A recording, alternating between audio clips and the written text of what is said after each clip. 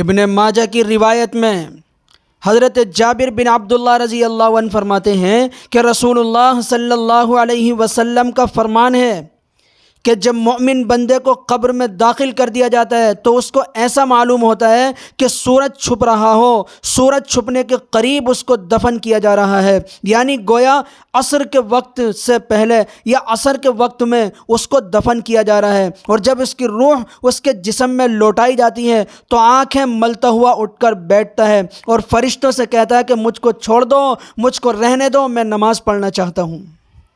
ملا علی قاری علیہ الرحمہ لکھتے ہیں کہ گویا وہ اس وقت اپنے آپ کو دنیا ہی میں تصور کرتا ہے کہ سوال و جواب کو رہنے دو، سوال و جواب کو چھوڑو، مجھ سے اس سلسلے میں کچھ مت پوچھو، مجھے فرض نماز ادا کرنے دو ورنہ نماز کا وقت جاتا رہے گا، میری نماز قضا ہو جائے گی۔ پھر لکھتے ہیں کہ تم نے سمجھا، یہ بات وہی کہہ سکتا ہے جو دنیا میں نماز کا پابند تھا اور وہ ہر وقت نماز کا خیال رکھتا تھا۔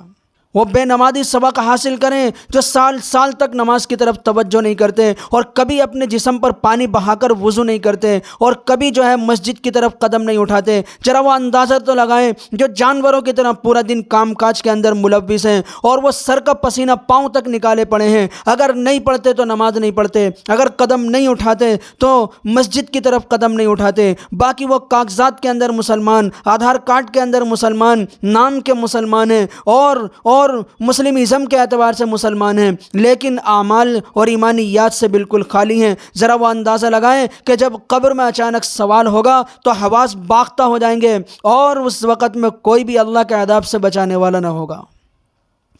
اے انسانوں، اللہ رب العزت کی اطاعت فرض ہے، مخلوق کی اور انسانوں کی اطاعت فرض نہیں ہے۔ مخلوق کی جس اطاعت سے اللہ کا فریضہ چھوٹتا ہو ایسی اطاعت کرنا جائز نہیں ہے، بلکہ سب سے پہلے اللہ کے حکم کا فالو کرو، اللہ کے آرڈر کا فالو کرو، بھلے ہی مخلوق کا حکم ٹوٹتا ہو، کائنات کے انسان ناراض ہوتے ہو ہونے دو، دنیا کے انسان ناراض ہوتے ہو ہونے دو، ان کی ناراضگی اور ان کی رضامندی سے دنیا اور آخرت کا کوئی مسئلہ لگا ہوا نہیں ہے۔ اگر اللہ کی رضامندی مل گئی اور وہاں سے رضا و رضوان کا پروانہ مل گیا تو دونوں جہان کے کام بن جائیں گے۔ لہذا اللہ کا فالو کرو، اللہ رب العزت کے حکم کو مت توڑو۔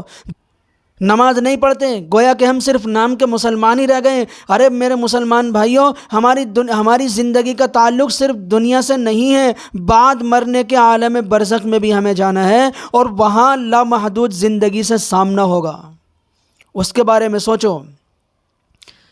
دنیا کی زندگی تو برف کی سلی ہے اور بہت مختصر ہے۔ ہم دیکھتے ہیں کل ہمارا بچپن تھا، آج ہمارا کیا حال ہے، آج بڑے ہو گئے، اس کے بعد میں اور بڑے ہو جائیں گے، پھر ایک وقت ایسا آئے گا قبر میں چلے جائیں گے۔ یہ تو بس اتنی ہے۔ دنیا تو ایک خواب ہے، دنیا تو ایک سراب ہے، دنیا تو ایک پانی پہ آبلہ ہے۔ آج پانی پہ آبلہ دکھائی دیتا، کل پھوٹا۔ یہ تو ایک ختم ہے، یہ تو ایک خواب ہے، حقیقت تو صرف آخرت ہے۔ اللہ نے جو زندگی دی ہے آخرت بنانے کے لیے دی ہے۔ میرے بھائیوں، آخرت کو بنانے کی کوشش کریں۔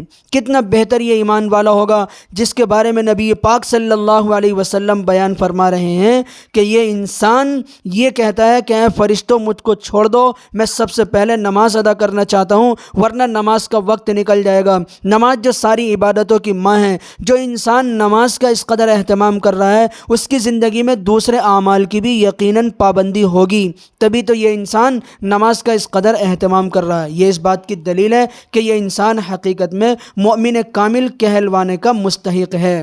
اللہ ہم سب کو کامل ایمان کی توفیق نصیب فرمائے اور ایمان کامل کو اپنی زندگی میں اتارنے کی توفیق نصیب فرمائے۔ وما علینا الا البلاغ۔